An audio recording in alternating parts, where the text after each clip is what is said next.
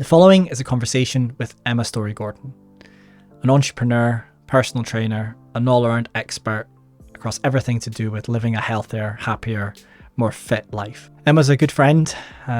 She's been on the podcast before. In fact, she was actually one of the first guests. If you go right the way back to the earlier episodes, you can listen to the first one as a segue into this one. What we spoke about today was common myths and misconceptions around how to get fitter, leaner, stronger, faster, bigger, whatever your goal is. One of the interesting concepts that we discussed at length was the law of diminishing returns. And we spoke about just doing 1 hour of exercise across a whole week having a massive impact on your health and well-being, and how adding an hour on each day or even multiple hours each day has a diminishingly positive effect, because the main benefit happens from just doing something. That was absolutely one of the key take-homes from the episode with Emma, was just do something, just move, just focus on eating a little bit healthier and build up to it. We spoke about some of the latest science involved in nutrition, intermittent fasting, giving your gut a rest, how to optimize your hormones. We spoke about training around and after the menopause, which was a topic that the listeners asked us to cover today, so I hope you enjoyed that. I want to express my thanks to Emma for joining us across her very, very busy schedule. Really was an absolute pleasure. It was a lot of fun. I felt like I did a lot of talking in this episode, which of course I wasn't intending to do, but it really was just a really nice, easygoing, free-flowing conversation, and I know the listeners are going to love it. So just a quick call to action. We're making awesome progress with this podcast. It's really starting to take off. There's good traction across all the metrics, and we want to keep going. So to help, please give us a 5-star review, refer us to your friends, espouse the benefits of gut health and Inside Matters. We really, really appreciate it. This is Inside Matters. My name is Dr. James McIlroy. Hope you enjoy it.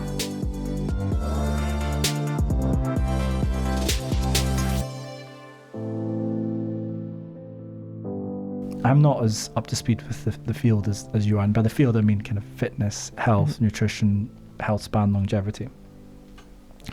But one of the things that I've noticed that's changed quite a lot, I think, is the advice around fasting and protein consumption, particularly in the morning. So a few years ago, there was this big push, I think, for fasting being the solution to everything. And people like Peter Attia, Andrew Huberman, Rhoda Patrick would say things like, actually, fasting is really, really important. You shouldn't eat until 11 or 12 or whatever. But there seems to have been a big 360 now, which is that you should eat protein as soon as you wake up in the morning. So that's just one example, whether you agree with it or not. But can you think of any other examples where things have changed quite a lot? Yeah, I think the fasting one's a good one, because you can actually find research like for and against a lot of these things, and not just research, but just kind of narratives. Like a lot of that realm kind of came from narratives like, oh, you shouldn't eat for this amount of time in the morning, it's good to stay fasted. But no one really said like why. Oh, it might increase insulin sensitivity. But then you could also look at research that shows that your insulin sensitivity kind of peaks at about 12. So the whole idea now is that like you have a small breakfast, a decent sized lunch, and then a small dinner if you wanted to optimize for that. And I, from looking at a lot of the research, and I always try and do this, like my own prejudice is probably a little bit against long-term fasting. Like kind of like what's the point? Now, it might be useful in terms of calorie restriction and just keeping on top of that. But I think a lot of the health implications of it are like blown out of proportion. I don't think we've got the data to support it. But I do think that time-restricted eating is much more interesting and more in relation to your circadian rhythm and when you're eating your biggest meals and how active you are. Now, you get all into the science of it, and then when you pull it back to, okay, what's practical for clients, it really is like eat the most when you're most active, which is like, oh, so it around does exercise, kind of right? make like a lot of sense. Like 12 o'clock like tends to be, you do have this circadian rhythm of insulin sensitivity that does peak around that time, but equally you're moving more. You're not having your biggest meal and then going to bed. And for the listener, like, what would the benefit be of having increased insulin sensitivity in simple terms? It depends who you are. So most people kind of think this is inherently a good thing, and that would be linked to your risk of things like cardiovascular disease, and specifically type 2 diabetes. But I think if you're already fit and healthy, it's going to make almost no difference whatsoever. If you're someone who's pre-diabetic, maybe be thinking about it, or overweight and kind of leading towards pre-diabetes. The other really interesting group of people is women with PCOS who do have this increase in insulin resistance or reduction in insulin sensitivity. And what's interesting about them is that that's often not caused by being overweight. So for most people, it's the excess of body fat that's causing this reduction in insulin sensitivity. But for people with PCOS, even if they're lean, they often still have this. And one of the really interesting things about the research around time-restricted eating, and I don't think this has been replicated yet, but it was a really interesting study. They matched the calories in two groups of people. Women who had PCOS who were struggling with fertility issues and weren't menstruating. And so they had the same calories. All they did was change the times that they had their biggest meals. So one group had like small breakfast, medium lunch, big dinner. The other group had big breakfast, medium lunch, small dinner. And the ones that ate the most calories towards the start of the day, 50% of them got their menstrual cycle back. And it was I can't remember the exact, it was like a 12-week study. It wasn't particularly long. And in the other group, nothing changed. And you think, that's huge. Yeah, it's huge. You know, especially for people who have struggled with that. Yeah. And there's so much, you know, like there's so many kind of invasive procedures in terms of increasing fertility, and really hard things to stick to or to put your body through, or the hormonal, you know, implications of that. And actually just kind of changing when you're eating, not even how much. That's incredible. Yeah.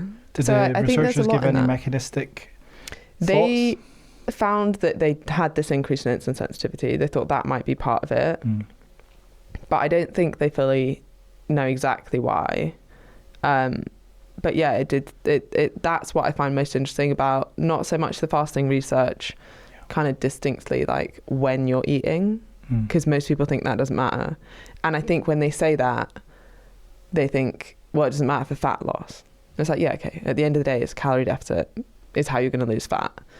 But there are other markers of health, right? And even if you're not eating less per se, if you ate at different times a day, that also might have an impact.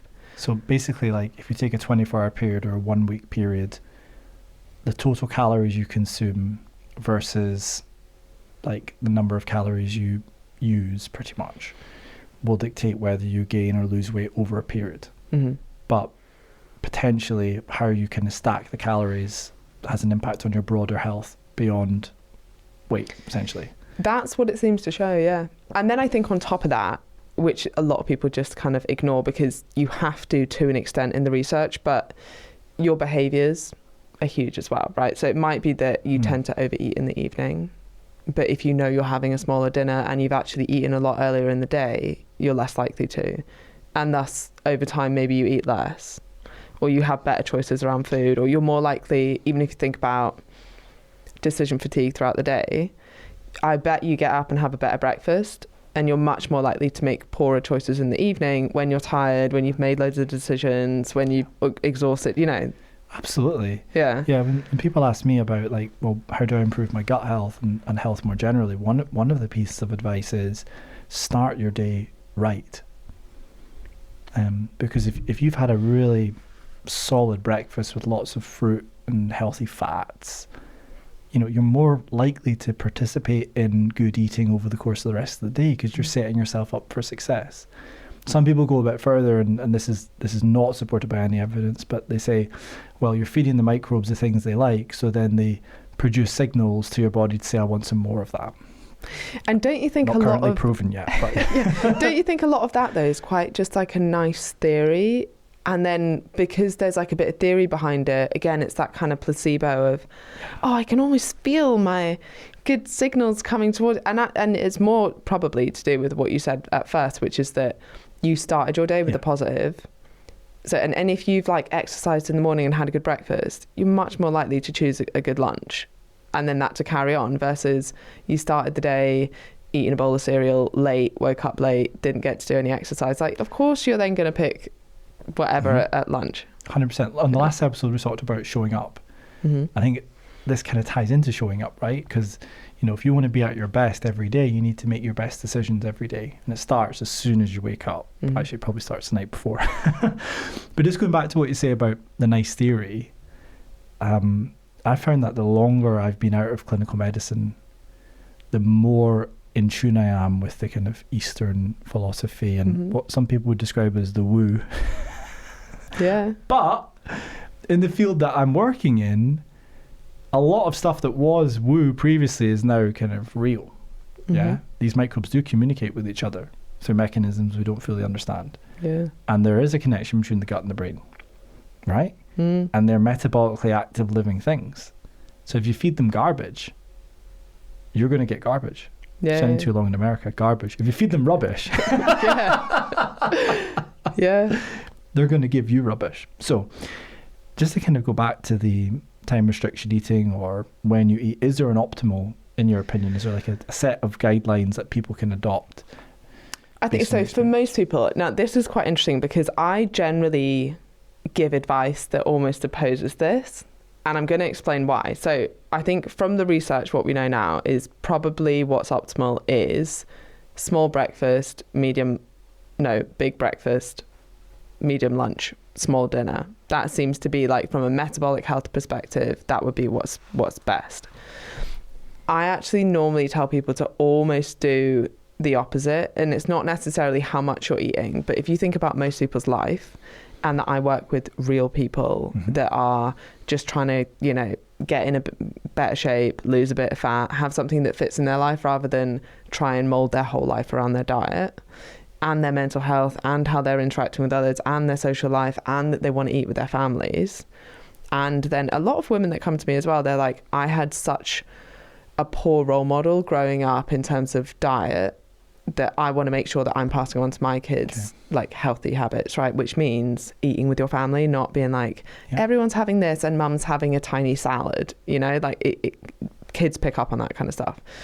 So that's interesting. I normally give people like a bit more structure during the day when realistically most people are at work, only have a short lunch break. You're not going to enjoy what you're eating anyway. It may as well be prepped, kind of decision made already.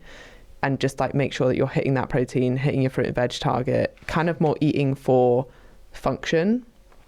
And then in the evening, worrying a little bit less because you've hit all those targets already. You've been, now, not to misinterpret this, but like quote unquote quite clean, as in you've probably not consumed that many calories. Then you've got a bit more flexibility in the evening. So you're not like, trying to weigh out something to know. Right. You're like, it's roughly 600 calorie meal. I'm going to enjoy it with my family. And then you're still in a deficit. I call that like the 3-to-1 method. So you've got 3 meals during the day, which is like breakfast, lunch, and a snack that all kind of hit your fruit and veg, hit your protein, are a little bit more like eating for function, make that decision beforehand, prep them, just have them. And then in the evening, chill out a little bit and eat with your family or eat socially, or, at least you have the time to actually enjoy the food.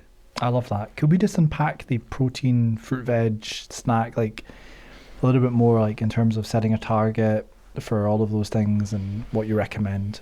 So for people? Most people will set a protein target anywhere between like 1.4 to 1.8 grams per kilogram body weight. For most of the women that I work with, I normally just set them 100 grams. If they get more, and I set it as a minimum. If they get more than that, amazing. But like that's a bit of a minimum. And you Across can, the day. Yeah. And you can get really like this many grams for this and this many grams for this, but I think that's a much easier way for people to actually stick to it. Now, if you're a man, it will be higher. Yeah. So then you need to look at like grams per kilogram, what works for you. But considering I work with most women, and this is such an unpopular thing to say, but most women will do really well for fat loss on 1,600 to 1,800 calories and 100 grams of protein.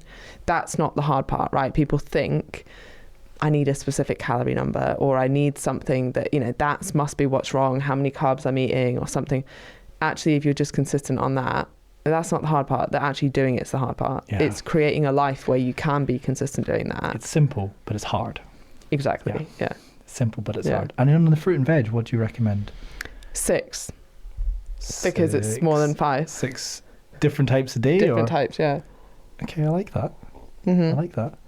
And I don't know what you find about this, but again, I'm all for kind of ease and applicability for people. But there is something, it's like, a serving should be X amount of grams. Do you go into that, or are you just like, an apple's an apple? Not. Yeah. No, definitely not. I think, there's a number of principles relating to gut health So whenever someone says how to improve my gut health, they're expecting like, well, here's the, let me just pull out my book with all the secrets. The reality is there are principles like consistency, that you need to do it every day. There's commitment. So if you fall off track one day, you need to get on, train again the next day. Mm-hmm. There's starting slow and building up. So people will read like, oh, I need to increase my fibre. Right. Oh, there's some soda that contains chicory root. Not to pick any one particular drink. And now, there's a kombucha and there's a kefir. Okay, right, okay. And I'm going to have a green juice and I'm going to have a beans, and suddenly they're bloated, they're in pain, lots of gas, feel foggy because their body's not used to that. So yes, of course, we could, in the ideal world, create the ultimate microbiome diet.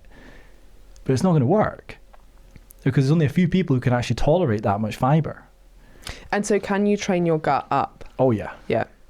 Yeah, I find the same with protein. Definitely. If someone's like, I'm only getting about 40 grams of protein, I'm like, let's go for 60. Yeah. And then let's ease your way up, because otherwise it is like gassy, bloating. Oh, it's not good. And then what they do as well, like back to the consistency, is like, oh, that doesn't work for me. I felt awful. I'm going to go back to my previous diet. Exactly. And it's too much of a change. Exactly. Yeah. And a lot of people with like IBS type symptoms, so bloating, abdominal pain, altered bowel habits, will try something and get a sort of violent reaction to it because they've gone overboard. Mm-hmm. But what it's about is just slowly building up, because your microbes are going to change based on the inputs you give them. And they are metabolically active. So it makes sense that if you just suddenly give them a whole load of Y, there's going to be a reaction. So it's trainable. It's like a muscle. And like a muscle, you've got to train it every day, or not every day, but within reason. Yeah. So I think 6 is good. Some people say you should have 30 over the course of the week. Yeah, I've tried that as well. Like even just more difficult. Well, that incorporates things like, or whenever I've seen it online, it's like you can add herbs and spices within that, and I'm a bit like, yeah, not sure about that. I don't know if it really counts, but when you do that, it's actually not that hard. Or you can take the Zoe supplement. Yeah, what are your thoughts on that? Or can you not say? I can definitely say. I have nothing stopping me from saying. I think it doesn't represent the views of Interbiotics, although I think everything we're doing is much better. So I find Zoe quite fascinating, to be honest, because I'm not really sure what they're doing in terms of the company. I think it's a little bit of everything. I think they charge a lot of money for the microbiome and blood sugar testing, blood glucose testing that they're doing. I have no idea what value the blood glucose is actually adding to people who are not pre-diabetic or diabetic or an elite athlete. Just not sure. What I find most interesting was they were all about sort of, diversity and personalised intervention. And then I walk into M&S and I see the Zoe gut shot for everybody. Yeah. What's that all about?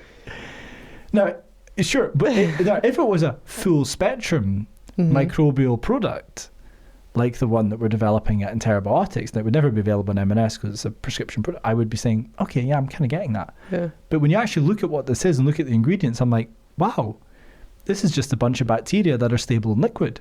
They've not been selected based on any particular health benefit. So that's interesting. So they've picked the ones that it's easy to put into a shop. I personally, based on what I've seen, I think it's more about scalability than being sort of really, really driven around what are the phenotypic properties of the microorganisms that are in this, the fibers and so on and so forth.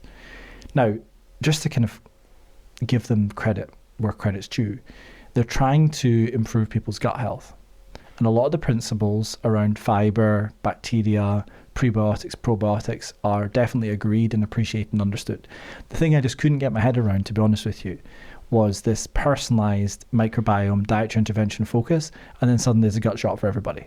Yeah. That I just couldn't understand that, to be honest. And actually, this is where I'm like, what you're doing is really misleading, but the information for most people isn't so bad. So like I've had clients that have done it, or like, before they worked with me, and they've like, oh, do you want to see my, what I got from them? I'm like, yeah. And it's basically, it's just generic. It's like, eat more fruit and veg. Absolutely. There's no, I'd feel even more strongly against them if they were giving like really specific advice of cutting things out and But actually, it's not hugely like that.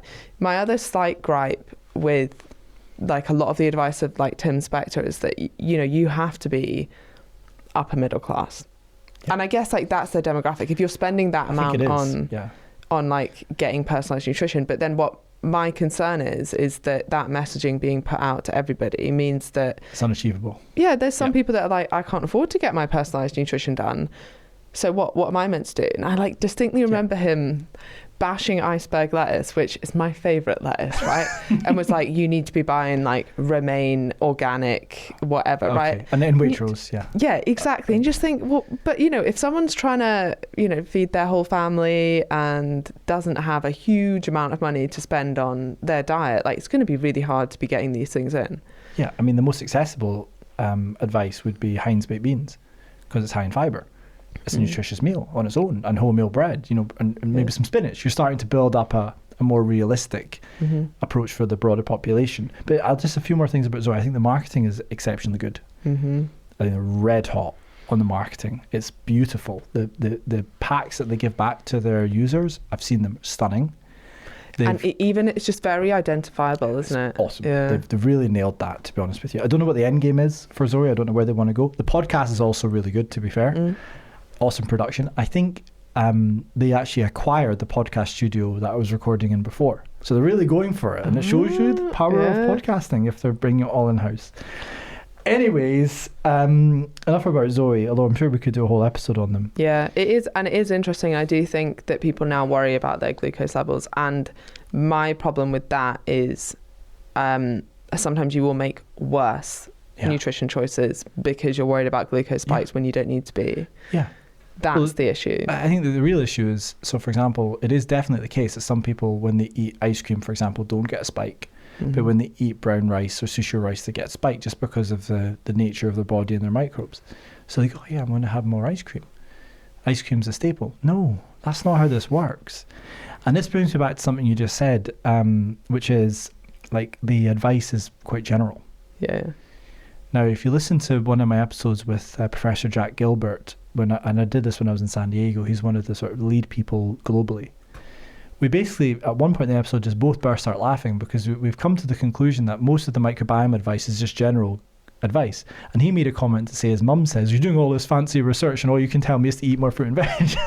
But yeah, that's kind of where we're at. Yeah, and it is interesting if like you're a bit of a geek and you like knowing all the ins and outs and stuff. But absolutely, I think even with the research around glucose spikes and like how you respond to certain foods, what's interesting about that is that there's like the personal element of like I might respond differently to bread than you do, but then there's like within myself that depending on the time of day, depending on what I just ate, depending on if I've exercised, like exercise is huge. You know, there's actually way more to it. It's not just like you're good with bread, you're not. It's like depending on what you've been doing and what you've been eating and pretest factors. Yeah, like it has and then you're just like you can't make your diet based on that. Like it's too confusing. And then another really big account, the Glucose Goddess, she talks a lot about adding fats to things to lower your glucose response. Okay.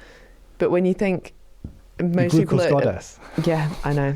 Most people are struggling to even stay within their calories. Like adding fat to stuff is probably for most people a really bad idea. Is it really worthwhile? Can you not just exercise a bit more? But it'll be like the example will be like an apple.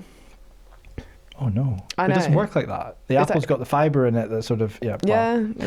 Now it does lead me on to something nice, which is the law of diminishing returns. So when you very kindly came to Dunbar and did a talk to Interabiotics, we spoke about the kind of law of diminishing returns, and one of the most interesting things for me and the company was about the kind of minimum exercise required to get a level of effect. I think it applies to a lot of this stuff that we're talking about. Like there's basics that like make up like 70, 80, 90%, and then there's the icing on the cake. So how much exercise or how little exercise is enough to actually see a benefit? Yeah, I think it always depends on the benefit you're looking for. But when it comes to health, like if you're doing nothing, and I think this is where people go wrong, they're like, oh, if I was going to go to the gym, I'd have to go 3 times a week for an hour, and I've got the kids, so I can't go. Actually, if you just do an hour of exercise over the whole week, And that could be split up into, I mean, even better, honestly, if it's split up throughout the week. 3 20-minute home workouts, could be body weight. You don't need to go to the gym. That has a huge impact on your health and all-cause mortality. And I brought up that graph because I think that graph is amazing. Just describe it for the listener. Yeah. I know it's a podcast. It's not a great time to talk about it, but it just shows perfectly the law of diminishing returns and this like really steep curve in terms of all-cause mortality that you get from doing 1 hour of exercise a week. And then it really plateaus off, right? There is still some benefit to doing more, but it really does plateau. Now, some people are like, oh, what about building muscle? Well, that's kind of a different thing, you know, and you might need more in order to keep progressing with building muscle. But when we're talking about the health benefits, which people struggle with because you can't see them, you know, you can't see that.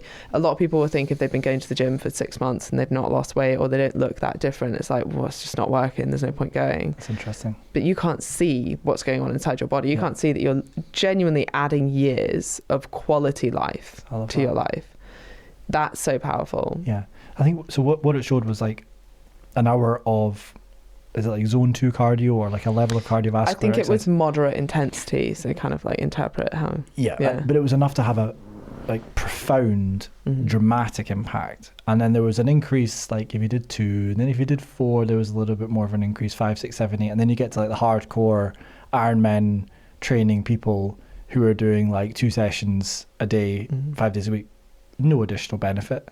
Yeah. Oh, no additional benefit. None. And actually it starts Probably to kind of worse. tail down. Yeah. Because I mean, any extreme is going to be a negative. So 100%. when you do get to that level of extreme, it's actually It's probably not. a bit of a negative, not just in terms of your health, but like the cost of that for the rest of your life. As in, you know, whether it's wear and tear on your joints and stuff, or whether it's like your relationships. If you're training twice a day for hours and hours a day, it's going to impact your career. It's going to impact your relationships. So I mean, I've done it as well, right? Yeah. I'm doing it at the moment, but I'm doing a big triathlon in a couple of weeks. So, so if there's an end point, then, you know. Then we're dialing it back, yeah. Fine.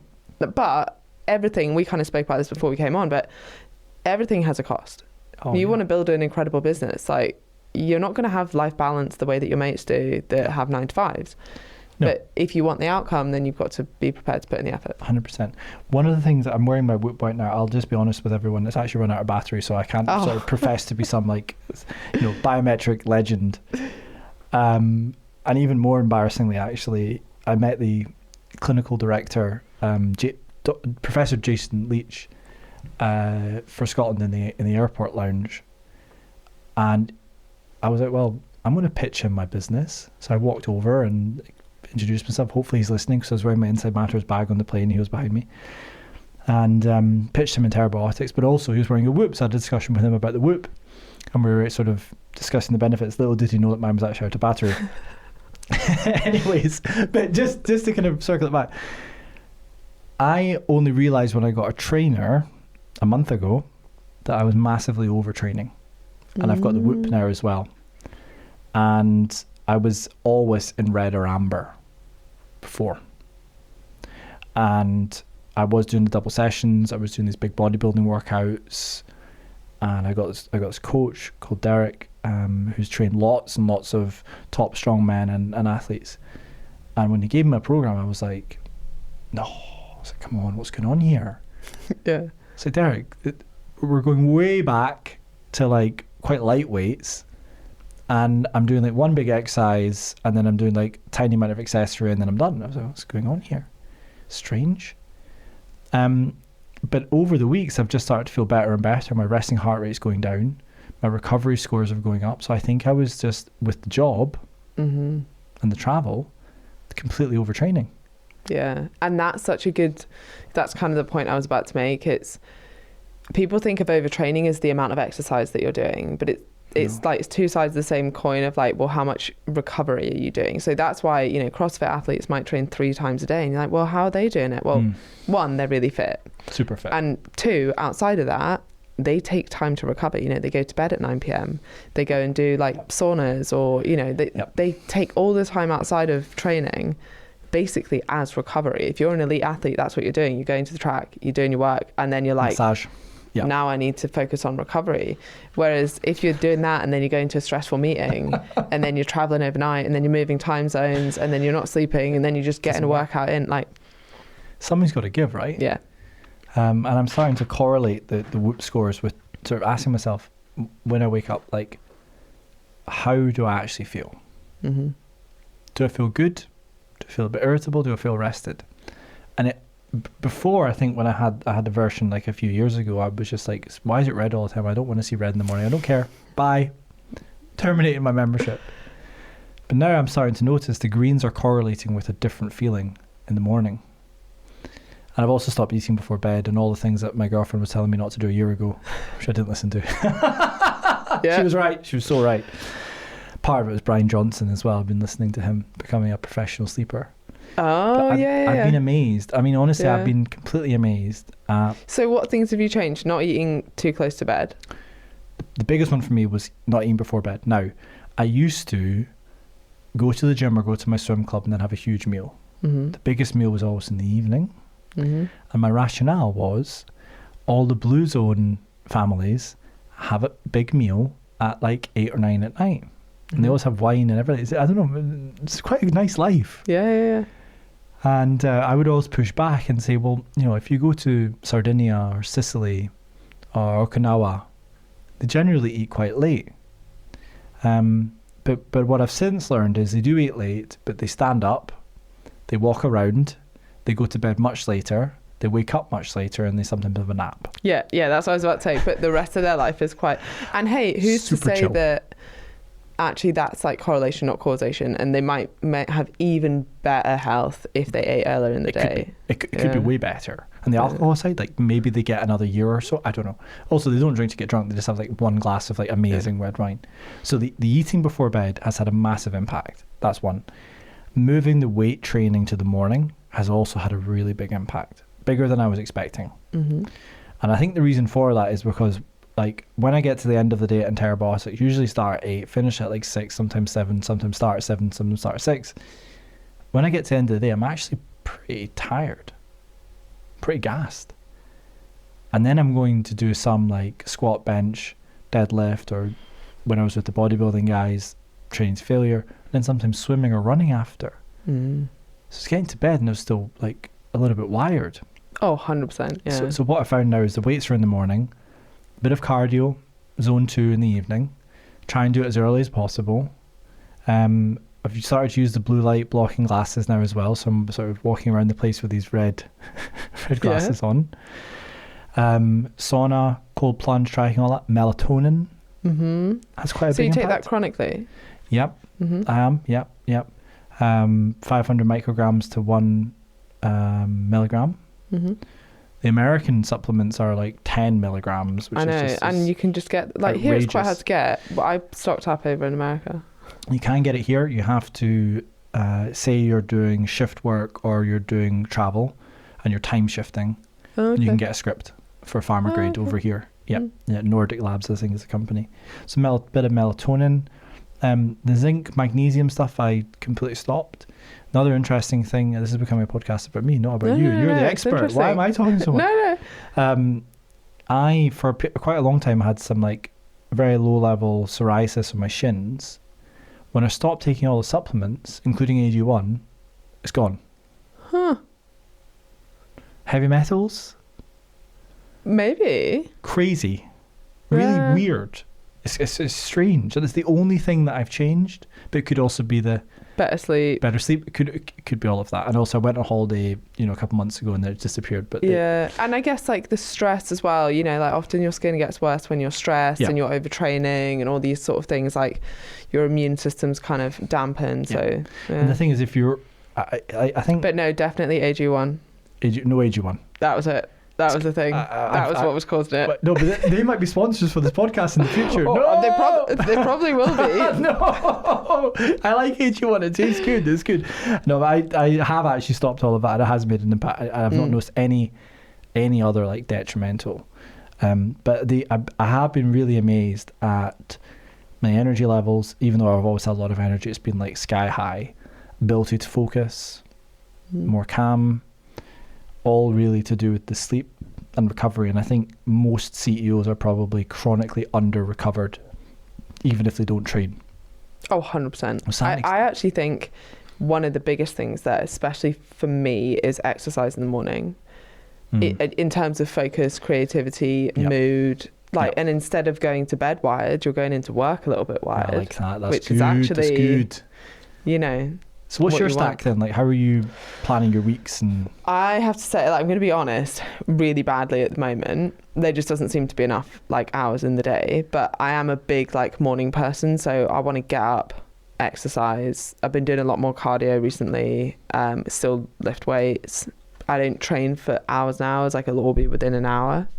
that's good. Get some sunlight. Have a good breakfast. Weird thing I've been doing recently, although I think it will change towards summer, but I've been having a salad for breakfast. I quite like that. And do you know what? So good. I just think Start your day I was just right. who makes the rules? I want to have this, So that's been happening, getting in decent amount of protein, and then I'll start my day. But by that point, I've already done the writing in the morning. I've trained, I wake up, I'm most creative then. Get a bit of caffeine in me, When go does and the do a coffee workout. start? Because there's a debate, isn't there, about if you well, the wait a little Huberman bit. thing was a bit debunked, wasn't it? So Huberman says you got to wait an hour and a half, which really upsets me. Yeah, and then Has that been debunked? I'm very happy. Oh yeah, to hear it. 100%. It's Yeah. debunked. Mm-hmm. Oh, thank goodness. Yeah. So I just have it as soon as I wake up, but I never stopped having it. I always thought, I never actually saw. I can see again the theory, but there was no research behind it, and now they've done some studies behind it, and no, Hallelujah. Yeah. That's actually one of the highlights of my day. Yeah, there you go. One of my favourite things in the is sort of fresh coffee. And it's the smell. Smells just too good.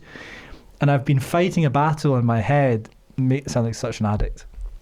The last couple of weeks, I've been like, no. In my mind, I've got whoever it is, Andrew or Chris Williamson, in the morning, it's cortisol and adrenals. Have your element.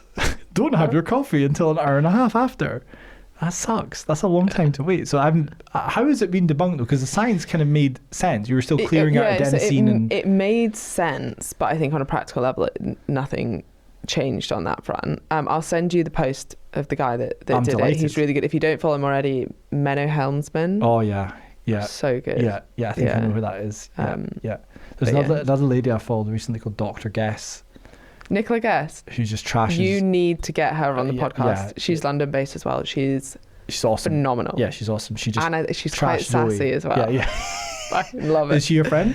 I've been to one of her conferences before. Right. But yeah, awesome. she's so good. I'd love That's to. my favourite Substack follow as well, is her. Yeah. Yeah. Yes. She's really good. Yes. So Substack is. So can we just move on to business for a little bit and go back to health? So how have you gone about building your businesses? Because there's multiple different things. You've got your Substack, you've got your training, and you've got people working for you. Now, how have you built that up? And so the Substack is really just giving out value and hoping to help people, and then if I help them, hopefully they want to come and work with me, or they get some kind of benefit, right? So that's really marketing, lead generation. It does make a very small amount of money that I give to charity anyway, because I don't want to. I think it's American based and all these tax, and I was I don't want to fill in forms. It's a couple of £1,000s a year. I just give it to charity. Some people do make good money on their Substack. Yeah. If you're a writer, for sure. But it's the same with podcasts. I don't try and monetize mine. The monetization is my business. So I don't put ads on. I don't sponsor it. I don't, it's lead generation. It's giving out value so that people see who I am, how I coach, what they can get from me. So just while we're here, your podcast for the listeners, how do they find it? ESG Fitness. But also, if you're business related, AF Mentors, or if you're a coach, EIQ Nutrition. So I've got a few. Wow. Mm-hmm.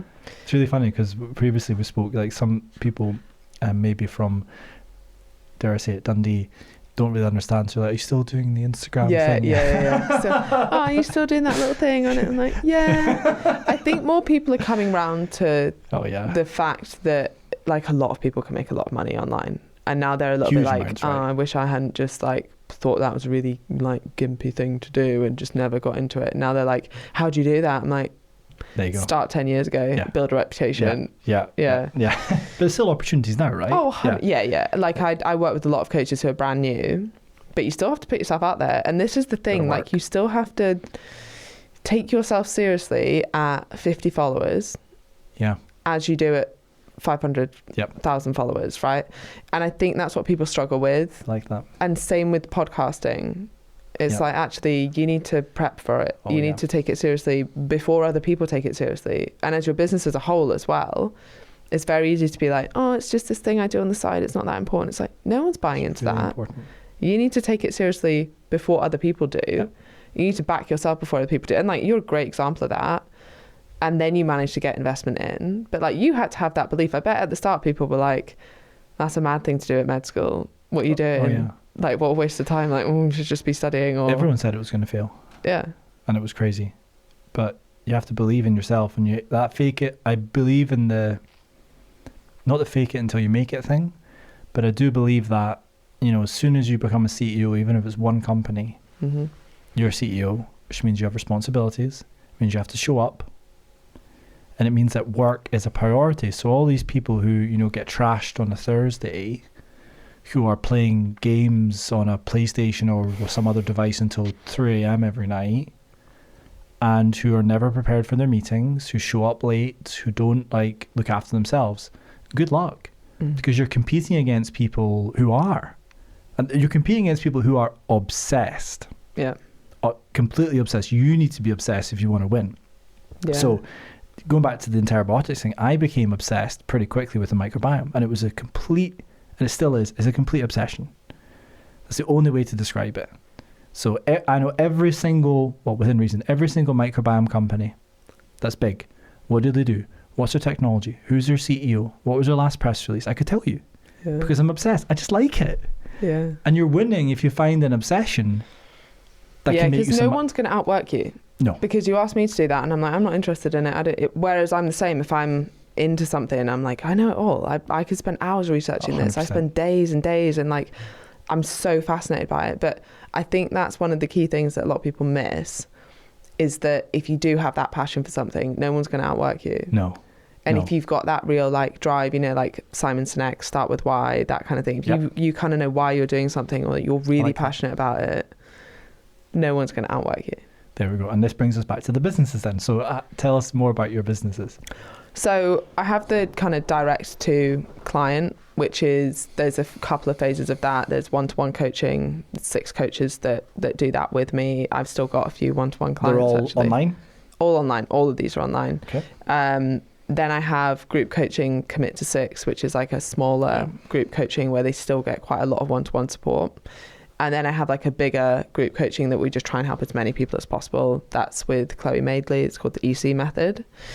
So that's the coaching side of the business. And then actually where I spend most of my time now is developing other coaches. So I have 2 businesses that do that. One is EIQ Nutrition, which I do with Dr. Amelia Thompson. She's incredible. So we built that together. It's a course to help personal trainers coach their clients and not negatively impact them. How did you know that it would be great to go into business with Dr. Thompson? So the story behind that is we went on a little trip in Scotland. There was 3 of us. And she was talking to me about how a company had approached her and asked her to write a nutrition course. And I was like, well, you just did that. So someone else had asked her to do it as well. She did it for a supplement company. And I was like, you just did that. And they massively undersold it. And you had to basically just regurgitate your a standard university course with a little bit of spin on it. I was like, if you're going to do it for these people, charge twice that, because they're going to make that in one intake and then they're going to have all your stuff forever. It's worth so much more. And she was like, yeah. And I was like, well, just do it yourself. I was like, make the course yourself and then just sell it yourself. They want to buy it from you more than they'll want to buy it from them. And she was like, oh, I don't know. And then she was like, well, would you do it with me? And I was like, fuck yeah, I'll do it with you. I'd love to do that. So that's really grown. Oh, I love that. And I'm really passionate about that. There's been almost 1,000 EIQ coaches now. Wow. And I'm so proud that genuinely everybody that leaves that course, I know they're going to be incredible coaches. So the impact that can have. I really like that. And I think when we go back to start with why, I always really wanted to impact a lot of people, which is why I never found personal training that interesting. So I was quite quickly, these are the amount of people that I can coach in this small gym, in this one location. That's not that much impact. Whereas I really wanted to impact more people. So that's why I went online. And then that's why I developed group coaching. And then that's why I took on the coaches. And then that's why I was like, well, if I could teach more coaches some of this stuff, then we built EIQ. And then what I realized is that a lot of really good coaches, and this is kind of like the imposter syndrome element, a lot of really, really good coaches know enough that they don't know that much. So they're very aware of what they don't know, and they start to delve into like maybe your area of research or the gut microbiome. They're like, oh, I don't feel like I'm ready to talk about how to help people improve their health because I don't know every single thing about every single microbiome. And then they get really caught in that and they get really bad at marketing themselves, and they kind of like lose confidence a little bit. So you have these incredible coaches that could be helping so many people, but they don't have like the confidence, the marketing skills, or the business know-how to do it. So that's why I built AF Mentors, which basically helps coaches help more people. So I genuinely only want to work with really good coaches. I always screen them before. I always make sure they're aligned with, you know, the kind of information I think should be put out. And then I will help them build their businesses. And for the listener, do you manage all of this from your computer? Like it's all, you know, you can kind of work wherever you want, so to speak. Yeah, anywhere. I love that. Which is really cool. I probably don't take enough advantage of it. It's very cool. Yeah. It's very different. On the flip side though, like it can be hard to get into a routine when you're away, and I like having the right people around me, and I think that I've noticed that has been a huge impact, like who I've got around me, and even what we were talking about with like trying to get funding in certain parts of the world versus, you know, other parts where it's like, we get that all the time here. It's like an entrepreneurial hub, and that really rubs off. Now you can get a lot of that online, but I think just like me and one of my best mates go to a coffee shop most days. He works online as well, completely different industry, but running ideas off him, and he's got such a like growth mindset as well. That's not awesome. Like, oh, that would never work. It's like, you know, why couldn't that work? I love that. I think coming to a big city like London, like San Francisco, Paris, New York, Boston, you know, if you're trying to make something of yourself, it's just so many more opportunities, just random, you know, spontaneous, almost accidental opportunities to be successful because there's more people here. It's a pool. Yeah. Whereas, you know, you started in Dundee. Well, or was it Edinburgh? Where did you actually start? Interesting. Jordan, who I was just talking about, we lived together in Dundee. Really? So like managed to find, and I did manage to hunt out probably the most ambitious person in Dundee to live with, which I think was like partly coincidental, but it worked really well. It's the universe. It is universe. It's a sign. But yeah, no, I do think even just, this is such a weird thing to say, right? It makes you sound probably like such a loser, but I love the big buildings here. Yeah. Like I'll walk around the city and I'll be or like I don't know, you're going to Canary Wharf for the meeting? I'm actually going to Knightsbridge. Okay, well, still, like, I mean, come even on, just like walking around London. like, Canary Wharf or something, I'm like, and I don't care about these big buildings really. Like I don't want to work in one, but I'm just like, there's stuff going on energy here. Yeah. You walk into a coffee shop, there's deals being done in there. Yeah. Yeah, there's not, I mean, the West End of Glasgow where I live, I love the West End of Glasgow. And when I took off today from Glasgow Airport, I could see Ben Lomond and the Korean Larrick Hills, and I was like, God, I just love it. I love that. But then when I got here, I was in Bank and City in our lawyer's office, because we use their office for free, thank you, because we pay them. There's deals being done. You can just feel it. Yeah. You can just feel the energy. Stuff's happening. Yeah. You know, business is happening, and I love that. It's infectious. Do you also think though, because I'm the same, I get so much energy being in London. Yeah. But sometimes going home to do like almost like work phases, and by home I mean like Scotland, where like really not that much is happening. You don't have as much FOMO, you're not missing out on as much, there's not as much fast pace, but you get a lot done. So it's almost like periods of time for like being inspired and creativity, and then periods of time for like ignore all that, because some of it is a distraction. Just get stuff done. And it's like, I know I need to get this stuff done. Absolutely. Get it done. Yeah, for sure. I think one of the best things about running a company like Interabiotics is there are tons of very smart people in our company. Loads. Like incredibly capable, super intelligent people who think differently. When you know that, because you speak to them, but also we did some personality mapping recently, and we actually are all very different. And I get really excited about, well, I'm going to the office today and everyone's going to be there and we've got this research and development workshop, or we've got a whiteboard strategy session. I know I'm going to learn a huge amount. So I'm very lucky in that, even though we're in Bells Hill, which is actually, 20 minutes outside of Glasgow, it's not known for being a business hub. As soon as we walk through the door, we've created this environment where we've got a lot of super smart people and we're buzzing. We're like, okay, what problem are we solving next? So there's that. But if I was to start another one, I would probably be coming to the Boston, New York, Oxford, Cambridge, London, the life science hubs, because you're surrounded by investors, there's a capital base here, there's other entrepreneurs. And what you're talking about with Jordan, bouncing idea, that's just priceless.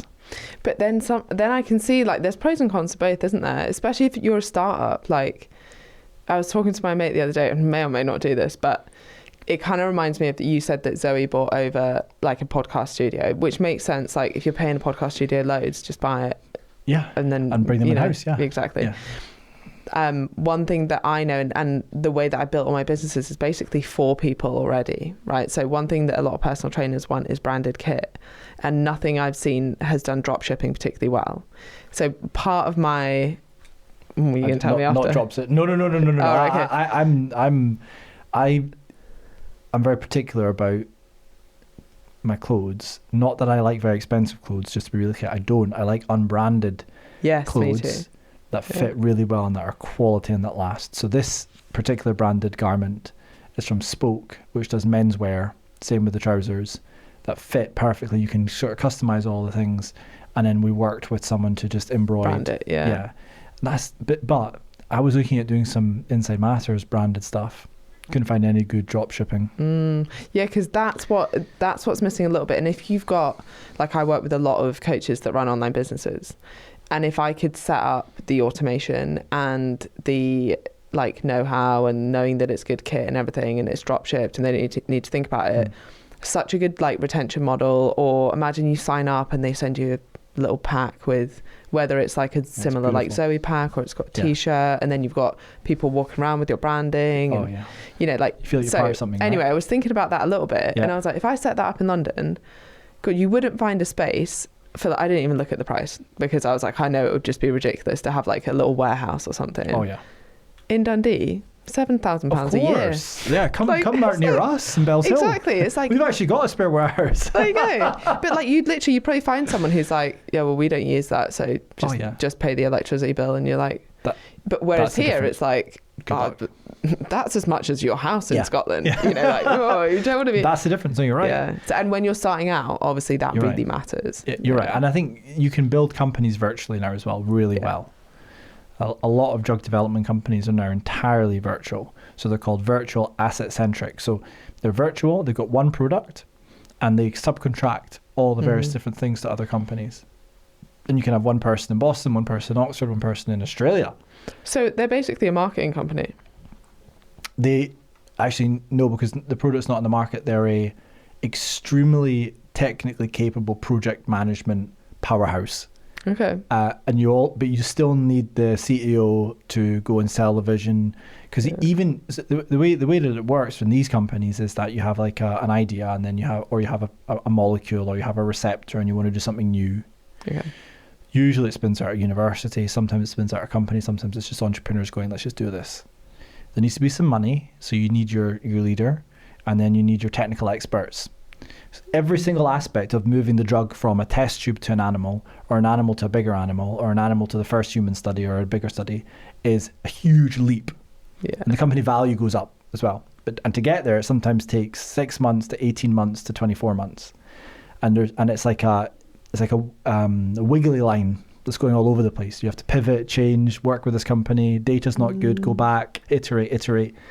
And your core team would be able to plug into scientific experts in this field, experts in regulatory. So no one's actually on the payroll other than the small core team. So it's all fractional and it's all variable. Yeah. And the thing about drug development is, unlike your business where you've got revenue and it's recurring and you can predict, there's no revenues. So it's like, how can you get from point A to point B the fastest? You can raise more money to go to point C and D. And how do you know someone else isn't doing it at the same time? That's difficult. And it's about execution and intellectual property. But you're right, you don't know.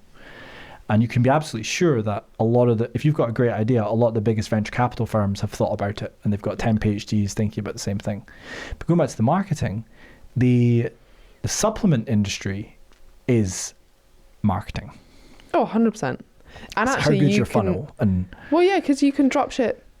Right? You know, Yeah. you can go online now, you could make a label, you could call it whatever you want, and you could be selling it online.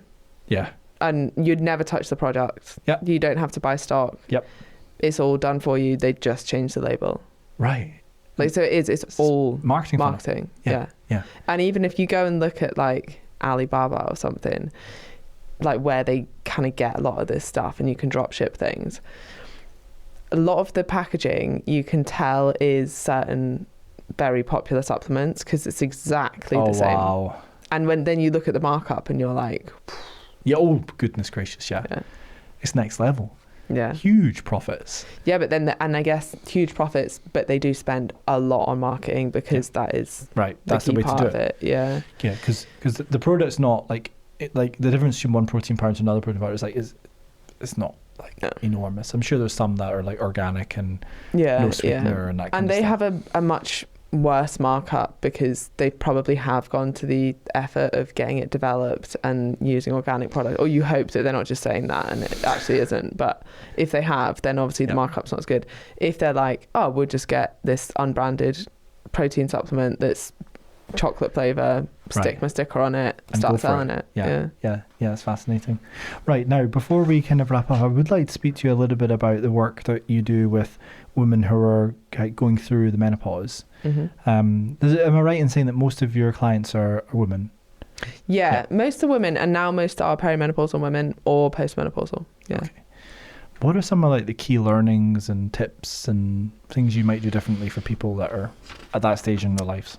So I would say the biggest one, and people probably don't like this, but the biggest one is to listen to them as human beings first. So I think a lot of people will brand people with a brush of like, oh, you're perimenopausal, you should be doing this or you shouldn't be doing this. I've got perimenopausal women who have almost no symptoms and train exactly how they used to train and are in great shape. And I've got others who have found it really hard and have ended up putting on a lot of weight and who are struggling to exercise and who can't quite or maybe struggling with depression. You know, it completely depends. Everyone's experience is completely different. And I think now, because we speak about it more, which is a great thing generally, but the negatives of that are most women are now scared to go through the menopause because there's so much fear mongering around it. And because you only hear about poor experiences, right? No one's like on the front page of the newspaper being like, I went through the perimenopause and nothing bad happened, because you're just like rubbing people's noses in it that are struggling. Yeah. So you don't hear about that. And much like with women giving birth, you normally only hear about like the horror stories, right? You're not That's like, true. yeah, I just had quite a normal birth. Yeah. You know, you Right. don't hear so much. So there is that element of like negativity bias. And then secondly, it's become a huge marketing thing for like selling Everything. supplements. Yeah. Well, everything, but like specifically supplements. And then in my realm as well, like exercise specific for perimenopausal women and like, you know, what you should be doing, what you shouldn't be doing, all that kind of stuff. So the truth is you really need to treat the individual in front of you. You need to treat the symptoms that they're having. Yep. If you are taking HRT, a lot of the potential changes that previously I would have been like that might make sense, like maybe lowering training volume because of lower estrogen levels impacting your ability to recover from exercise. If you're taking HRT, a lot of that's kind of mitigated anyway. Yeah. But if you're not sleeping well, then obviously your training is going to be impacted. If your mood's lower, then obviously your motivation levels are going to be impacted. So it's really just listening to the individual and knowing that even throughout the month, and I think this is one of the hardest parts, is that women often experience like mood fluctuations, motivation fluctuations throughout the month. Yep. But when you don't know when your cycle is coming or if it's coming, or if those fluctuations, you know, like, or if you're like, am I just in a really bad mood all the time now? Or am I like struggling with some kind of like hormonal fluctuation or mood shift because of that? That can be really hard to manage. So yeah, I think it's just like having a bit more support, but also knowing that you don't have to cram yourself into a box and you don't have to put limitations on yourself because of this. And I've had clients that have come to me, they're like, yeah, I was told I shouldn't be doing HIIT training anymore because it's going to increase my cortisol levels and they'll already be high because I'm going through the menopause and all this kind of stuff. And I'm like, that, if you love HIIT, and do you know that actually the thing that comes up the most is like, I love spin classes, or I love Les Mills, but I've had to stop them. But why? Yeah. Exactly, because of this like cortisol idea. And normally that's followed by the person this is from with, you should be resistance training, which is true. But what tends to happen is they get overwhelmed with how to resistance train. They stop doing the exercise they love and then they do nothing because they're like, but I thought I was doing a good thing and then I told I wasn't doing that good thing. And now I'm told to do this thing I don't understand. So I'm just going to do nothing. And that's the worst possible position. Like, doing a Les Mills class is fucking great. Like, if you love that, if you enjoy it, if you get social stuff from it, like, I'd be buzzing if my mum was doing that. So keep doing it, basically. Yeah. And hey, maybe it's not quote unquote optimal. Right. But if it's optimal versus nothing. Yeah. Or if you can also add in a resistance training workout, but don't fearmonger over your spin class. So basically just keep doing what you were doing before as much as possible. Yeah, which for some people is completely unrealistic, right? If they are really struggling with symptoms. So then it's about bridging the gap between like, okay, what are you doing now? How can we get you moving a bit more? And the thing is, all of the research, kind of the only thing that is conclusive about how to treat perimenopause is that diet, exercise, lifestyle modification is the ultimate treatment. But when you feel like shit, when you're having hot flashes, when you've put on weight and you don't feel like anything has changed and you can't understand it, and you have this kind of shift in body fat that often occurs where you store more around the middle and you feel really uncomfortable and your motivation is low and you're not sleeping, you're not likely to want to improve your diet and exercise, right? So you kind of need to gradually get people there, because you know that's what is going to have them feeling their best. But to go from 0 to 100, people just give up. So it goes back to the principles of starting slow, building it up, not doing too much. But not so slow, because this is the other thing. It's like, start slow, but not so slow that it's boring for people. You know, if I was like to you, all right, all we're going to do is just add 1,000 steps a day, you'd be like, I'm not excited enough. You know, it needs to be somewhat of a challenge. My coach showed me on Monday and he came up and he went, "You're not supposed to be training today." I was like, yes. Me? Sorry, I'm not supposed to be here. Coming in a hoodie. But no, you're right. It's got to be stimulating for people. I think it has to push people just outside their comfort zone, but not a million miles so that they just feel like giving up. Yeah. Well, thank you for that. Well, Emma, we've covered an awful lot again. Thank you for coming on and sharing all your expertise and wisdom. And you've shared your business handles for the listener. Maybe you want to share your socials as well? Yeah, so at ESG Fitness is probably the hub you'll find everything. I won't list all of them. On Instagram? Yeah, and if you have any questions, you can get me there. And if you want to know about the business side or the education platform or whatever, just message me. Excellent. Thanks so much. Thank you. Thank you.